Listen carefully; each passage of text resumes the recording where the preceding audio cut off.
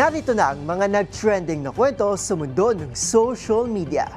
Mag-asawang Diskaya at Zaldico, ilan sa mga bagong dagdag na pangalan ng paputok. Couple nurse na dating sabay kumain ng ubas sa ilalim ng mesa noong bagong taon, nagkatuluyan din kalaunan. Sobrang Latina, paldo, performative male, ilan sa mga salitang bumida sa taong 2025.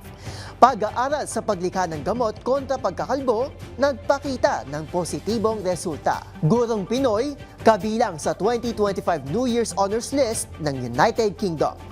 Karpintero at kanyang nobya pinayagang ikasal sa makasaysayang Notre Dame Cathedral sa Paris. Driver ng sedan sa Binyan City sa Laguna umani na kritisismo dahil sa pagpaparada sa harap ng driveway. At Beyonce, kabilang na sa Billionaires Club ng Forbes Magazine.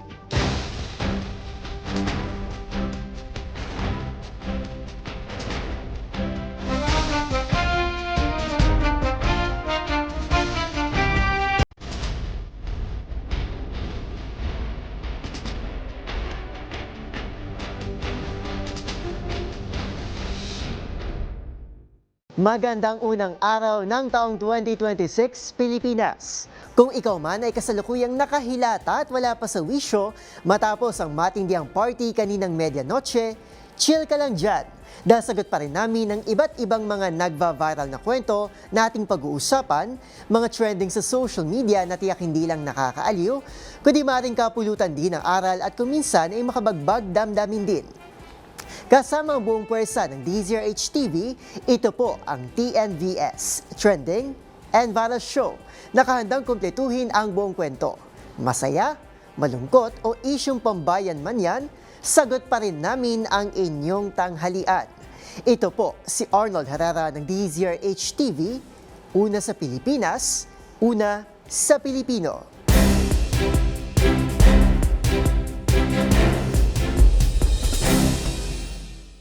Una sa ating listahan ngayong tanghali, ngayong unang araw ng 2026, nakapagpaputok ka na ba? Kung oo, kasama ba sa mga pinaputok mo kaninang salubong ang ilan sa mga bagong pangalan ng paputok na mabenta ngayon sa merkado? Ilan nga sa mga pangalan na ito ay inspired sa mga kontrobersyal na pangalan nitong 2025, tulad ng mag-asawang Diskaya at ang resigned na kongresista na si Zaldico. Ang iba pang pangalan ng paputok, balikan sa report ni Dustin Bayog. 26 na araw na lang ay sasalubungin ang panibagong taon na 2026. Kasabay niya na hindi na mawawala ang tradisyon ng mga Pilipino ang magpaputok. And speaking of ay naglabasan na rin ng mga bagong pangalan ng paputok na tampok sa ilan sa pinakamabibigat na pangalan na umingay ngayon taon. Unang-una sa listahan ang paputok na Curly at Sara Diskaya na nagugat sa mag-asawang kontraktor na may kinalaman umano sa malawakang flood control anomaly. Meron ding Zaldico para sa nag-resign ng kongresista na si Zaldico na hindi mano ay may malaking papel sa korupsyon sa flood control projects. Meron din paputok na Senator Amy para naman sa presidential sister na si Amy Marcos. Bukod sa mga ito, meron din pinangalan sa dalawa sa malulubang bagyo na sumalanta sa bansa, ang paputok na Tino at Juan. Sa kabila naman nito, nagpaalala ang kapulisan na kukumpiskay ng mga pinagbabawal na paputok kahit ano pa magiging pangalan nito. Ayon sa batas, bawal paputok na susobra sa 0.2 grams ang nilalaman na pulbura. Ilan na nga sa pinagbabawal na paputok ang Bin Laden, Kabasi, Bagyong Christine, Yolanda at Ulysses. Para sa DZRH TV, ito si Dustin Bayog, una sa Pilipinas, una sa Pilipino.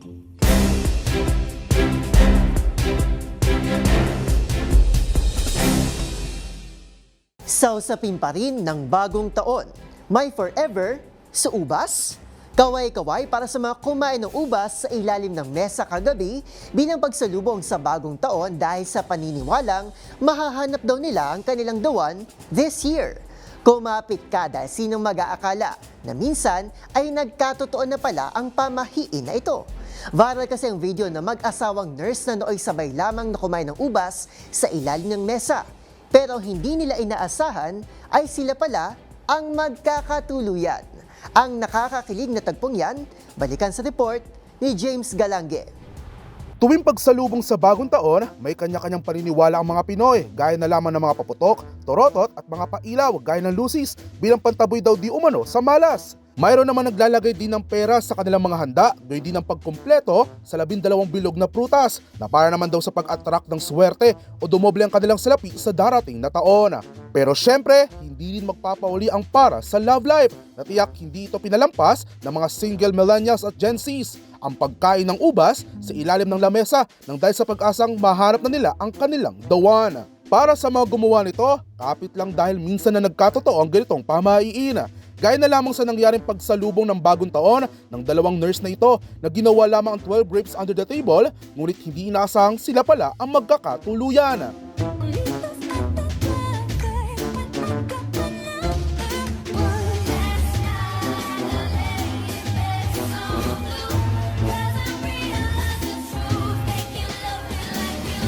Kuwento ni Kat, noong 2022 pa niya sinimulang gawin ang tradisyong pagkain ng ubas, ngunit hindi niya ito palagi nauubos. Minsan ay kulang at kung minsan naman ay agad siyang nabubusog dahil malalaki ang kanya mga nabibili. Kaya naman sa pagsalubong sa 2025, So, nung pagdating ng 2024, going to 2025, bumili na ako ng grapes na maliliit. Shinerball ko na guys, na mauubos ko talaga siya. Makaka-12 ako. una sila nagkakilala ng kanyang asawa sa trabaho na isa ring nurse na nagsimula sa pagkakaibigan hanggang sa nauwi sa palitan ng matamis na I do nitong Hunyo 2025. Kilig to the bones naman ang inabot ng mga netizens sa viral video kung saan karamihan sa mga hirit ay dapat pala daw ay may kasama sa ilalim ng lamesa kapag kakain ng ubas. Habang may isang pabilong hirit naman na red flag daw umanong dumating sa kanya nang dahil pulang ubas pala ang kanyang nakain. Samantala, ayon naman sa isang pag-aaral, una nagsimula ang paniniwalang pagkain ng ubas sa ilalim ng lamesa noong 1880s sa Espanya ng New Year's Eve kung saan kada isang piraso nito ay nagre-representa ng luck para sa 12 buwan ng taon o ang tinatawag na Las 12 Uvas de la Suerte. Humakot naman ang viral video na mag-asawa na mahigit 2 million views at mahigit 140,000 heart reactions sa TikTok. Para sa DZRH TV, ito si James Galange, una sa Pilipinas, una sa Pilipino.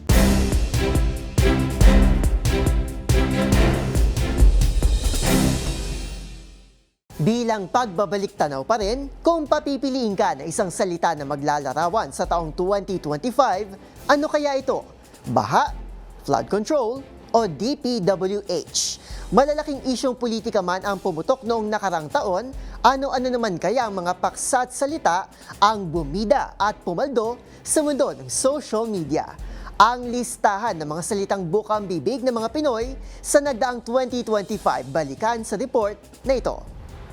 Sa dami ng kontrobersiyang kinaharap ng Pilipinas sa taong 2025, kasabay rin itong nagsulputan ng ilan sa mga bagong salita na bukang bibig ng mga Pinoy sa mundo ng social media. Una sa listahan, sobrang Latina. Sobrang Latina! Sarap talaga ng babae na to. Hayop ka talaga. Salitang pinasikat ng TikTok personality na si Cesabol, tumutukoy ito sa isang tao na matapang, confident at fierce, hindi lang sa forma at postura, kundi maging sa husay ng pananalita.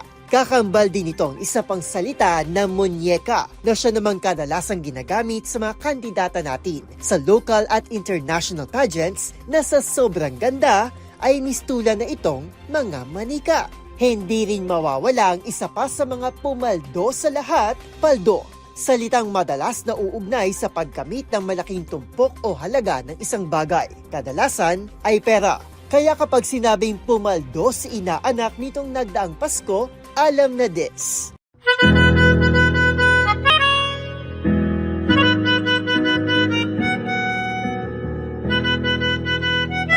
Pasok din sa listahan ang mga kalalakihan na mahilig uminom ng matcha, palaging gumagamit ng tote bag at labubu bilang OOTD, ang performative male. Karaniwan itong ibinabansag sa mga lalaking sadyang gumagawa ng mga bagay na ideal sa paningin ng mga babae. Pasok din sa kanilang mga gawain ang pagbabasa ng mga libro sa loob ng cafe at pagiging maalam sa mga female authors. Nariyan din ang propaganda I'm not falling for na sumikat sa mundo ng TikTok at tumutukoy sa mga bagay, kultura at pag-uugali na para sa ilan ay manipulative o problematic di umano. Gaya na lamang ng pagtanaw ng utang na loob at pagiging tikom ng bibig pagdating sa usaping politika. Kasama rin dito ang tinatawag na hustle culture, kung saan pinupuri ang pagiging workaholic ng isang tao na sinasabing katumbas daw ng kanyang husay, halaga at tagumpay sa kanyang karera. Ilan pa sa mga humabol sa pagtatapos ng 2025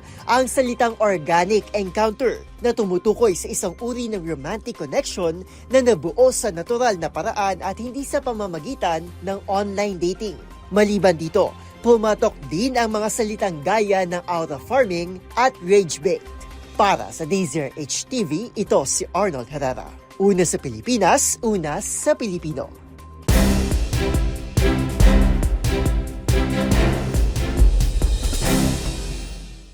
Samantala, sa iba pang kwento, baldness, treatment, magandang naging resulta ng Phase 3 ng clinical trial ng Cosmo, isang pharmaceutical company na nagde-develop ng gamot kontra pagkakalbo ng mga lalaki o male pattern baldness.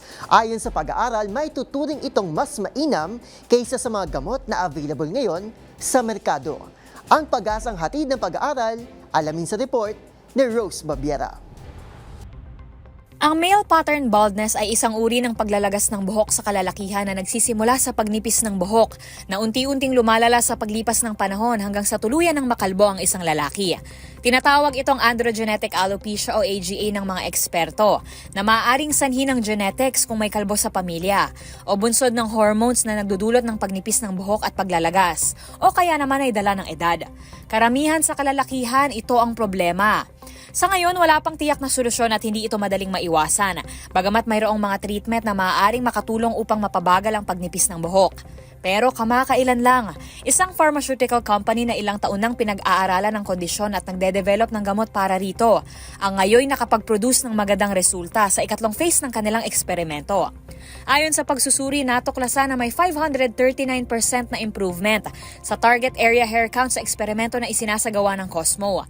Bahagi ng pag-aaral ang higit 1,400 pasyente na itinalaga sa Scalp 1 at Scalp 2. At saka sinuri ang pagbabago sa pagtubo ng buhok gamit ang clascoterone 5% solution, kumpara sa mga placebo o mga treatment na wala naman talagang napatunayang kakayahan na lunas sa pagkakalbo. Ang 1% formulation ng clascoterone ay aprobado na ng Food and Drug Association. Pero ang dinedevelop ng mga sayantipiko sa Cosmo na 5% solution ay bagong approach sa tangkang lunasan ng AGA, kung saan tinatarget na nito ang ugat na problema, ang biological component. Sa buhok ng tao may mga tinatawag na androgen receptor kung saan kumakapit ang mga hormones. May mga hormones gaya ng DHT at testosterone na pwedeng kumapit dito, na siyang nagiging sanhi ng pagkawala ng buhok. Nilalabanan ng clascoterone ang mga ito sa hair follicle pa lamang para hindi na maapektuhan ang ibang bahagi ng katawan. At batay nga sa datos, nagpakita ang prosesong ito ng resulta na potensyal na maging kauna-unahang lunas sa kondisyon na mabisa at ligtas. Dahil dito, ilang investors at mga nagbabantay sa merkado ang nagpakita na ng interes sa nasabing gamot. Planong i-present ng pharmaceutical company ang mga detalyadong datos mula sa pag-aaral sa susunod na taon sa isang medical conference at peer-reviewed journal. Para sa DZRH TV, ito si Rose Babiera. Una sa Pilipinas, una sa Pilipino.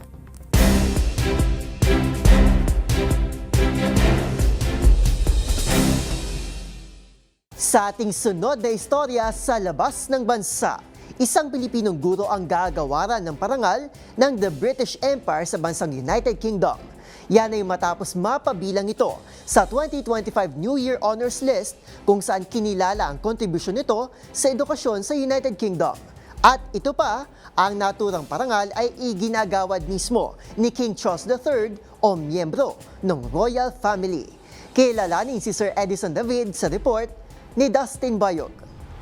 Bibigyang pagkilala ng United Kingdom ang isang Pilipinong guro roon dahil sa malaki nitong kontribusyon sa larangan ng edukasyon. Siya ay walang iba kung hindi si Sir Edison David na nagsisilbi ngayong Executive Head Teacher sa Granton Primary School na gagawaran ng Most Excellent Order of the British Empire. Itinuturing itong third highest ranking ng Order of the British Empire na sinusundan ng Commander of the British Empire at ang Officer of the British Empire. Ang naturang parangal kay Sir David ay binibigay sa mga taong may malaking ginampanan sa komunidad na may malawak at matagal na epekto sa lugar. Nauna na itong iginawad silang kilalang personalidad gaya ng singers na sina Adele at Ed Sheeran at ang American comedian na si Rob Brydon. Bago magpunta sa UK, nagsilbi ring guro sa Tarlac City si Sir David bago magsumikap sa ibang bansa at humawak ng ilang leadership roles sa British education system. Samantala, wala pang anunsyo kung kailan igagawad ang parangal, ngunit ito ay mangyayari sa Buckingham Palace, kung saan maaaring si King Charles III o miyembro ng royal family ang magbibigay nito. Para sa DZRH TV, ito si Dustin Bayog, una sa Pilipinas, una sa Pilipino.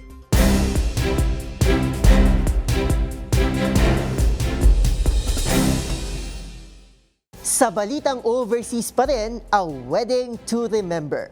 Yan ang naging marka na makasaysayang pag-iisang dibdib ng isang karpintero at ng kanyang nobya. Pinayagan kasi ang mga ito na ikasal sa Notre Dame Cathedral sa Paris, ang una sa nakalipas na 30 taon.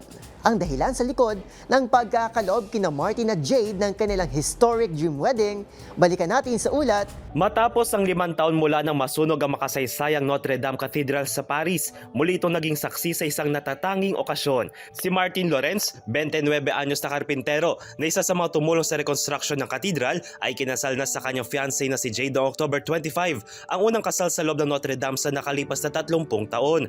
3 taon ang ginugol ni Lorenz sa paggamit ng mga lumang paraan ng pagpupukpok at pagpuputol ng kahoy upang maibalik ang orihinal na anyo ng bubong ng simbahan. At dahil sa kanyang malaking kontribusyon sa pagbangon ng katedral, hiniling niya sa Arsobispo ng Paris na doon isagawa ang kanilang kasal. Isang pahintulot ay binibigay lamang sa ilang piling okasyon sa mahabang kasaysayan ng Notre Dame.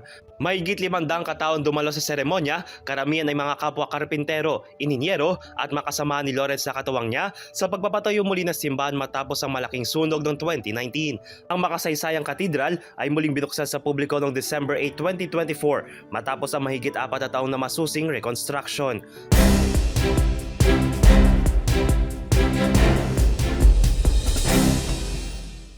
Samantala, sa iba pang kwento, tila hindi na talaga natatapos-tapos ang issue pagdating sa tamang pagpaparada ng mga sasakyan. Dahil kamakailan, isang sedan sa Binyan City sa Laguna ang nakatanggap ng reklamo matapos magpark sa harap mismo ng driveway. Sa kabila ng nakasulat na exit only sa harap ng gate, tila deadma ang driver at irresponsabling ipinarada ang kanyang sasakyan. Sana ngayong 2026, iwasan na natin ang pagiging kamote sa kalsada gaya ng tinutukan sa report ni Mili Borja. Isang driver ng sedan sa Binyan City, Laguna ang umani ng mga batikos matapos iparada ang naturang sasakyan sa harap ng isang gate na may malinaw na palatandaang exit only. Ibinahagi sa Facebook page na Parkeseria ang nasabing insidente batay sa post ng Binyan City Public Order and Safety Office Chair Romel Lim tungkol sa nasabing sasakyan. Sa larawan, makikitang direktang nakaharang ang sedan sa harap ng gate na may nakasulat na exit only. Ayon kay Lim, nauna nang isinumbong sa kanya ang pangyayari noong October 23. Nanawagan siya sa mga motorista na maging mas responsableng driver at igalang ang mga palatandaan sa daan. Binigyan din ni Lim na madalas na problema ang ganitong uri ng pag-uugali kung saan ang mga driver ay nagpaparada sa mga bawal na lugar at nagagalit pa kapag sinisita. Noong October 25, nagbahagi ng update si Lim matapos magkomento ang nagpakilalang may-ari ng sasakyan. Iginit umano nito na hindi siya nilapitan ng mga gwardya ng establishmento. Tugon dito ni Lim, sa halip na humingi ng paumanhin ay nagmalaki pa umano ang may-ari at nagbigay ng palusot. Pinaalalahanan ni Lim ang mga motorista na ang pagmamaneho ay isang pribilehiyo, hindi karapatan, kaya't dapat sumunod sa mga batas at alituntunin sa kalsada. Alinsunod sa Land Transportation and Traffic Code, ipinagbabawal ang pagpaparada sa harap ng mga pribadong driveway at dapat ay may distansyang 4 na metro mula sa mga entrada nito. Para sa DZRH TV, ito si Mili Borja, una sa Pilipinas, una sa Pilipino.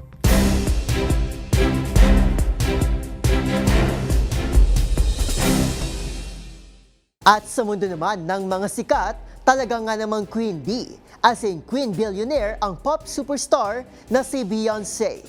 Ito'y matapos siyang mapabilang sa lista ng mga bilyonaryo sa mundo ayon sa Forbes magazine. Ang panibagong milestone na ito sa buhay ng Grammy-winning singer sa report ni Showbiz Angel. Bow down to the queen. Officially a billionaire na ang superstar na si Beyonce. Siya na ang ikalimang musician na napabilang sa Billionaires Club ng Forbes magazine. Una nga rito ay sina Taylor Swift, Rihanna, Bruce Springsteen, and of course ang kanyang mister na si Jay-Z. Sa pagtatapos nga rin ng taon, pumangatlo ang 44-year-old ex-Seldom hitmaker sa highest paid musicians of 2025. Special thanks sa kanyang 32-show Cowboy Carter Tour na tumabo ng $407.6 million na siyang may hawak ng titulo bilang highest grossing country tour batay sa Billboard box score history. Bago, tuluyang namayagpag bilang solo artist si Queen Bey ay miyembro ng R&B group na Destiny's Child. Bukod sa matagumpay na karera sa mundo ng music, mula pa noong makilala ito late 90s, patunay dyan ang pagiging most awarded artist sa kasaysayan ng Grammys with 35 wins and 99 nominations. Di rin biro ang mga negosyo ni Beyonce. Siya ang founder ng Parkwood Entertainment at ang mamayari rin ito ng hair care, perfume brand, whiskey label at clothing line. At ngayong 2026 nga, muling masisilayan sa upcoming Met Gala ang music superstar na magsisilbing co-chair kasama aktres si Nicole Kidman, tennis legend Venus Williams at Anna Wintour ng Vogue. Para sa DZRH TV, ito po ng Showbiz Angel. Una sa Pilipinas, una sa Pilipino.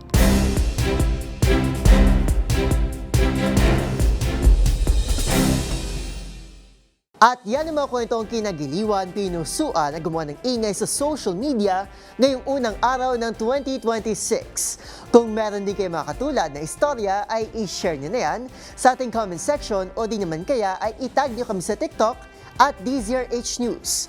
Maraming salamat po sa inyong patuloy na pagtangkilik sa ating programa hanggang ngayong 2026. Magkita-kita tayo muli bukas para muling himayin, tuklasin at buuin ang mga detalye. Para kapag nakita mo ang viral video na may nag-share, ikaw na mismo ang magdaragdag ng mga impormasyong nalaman mo sa TNVS, Trending and Viral Show. Enjoy the rest of the holidays and make sure to spend it with the people who matter to you the most. Muli ito po si Arnold Herrera ng DZRH TV, una sa Pilipinas, una sa Pilipino.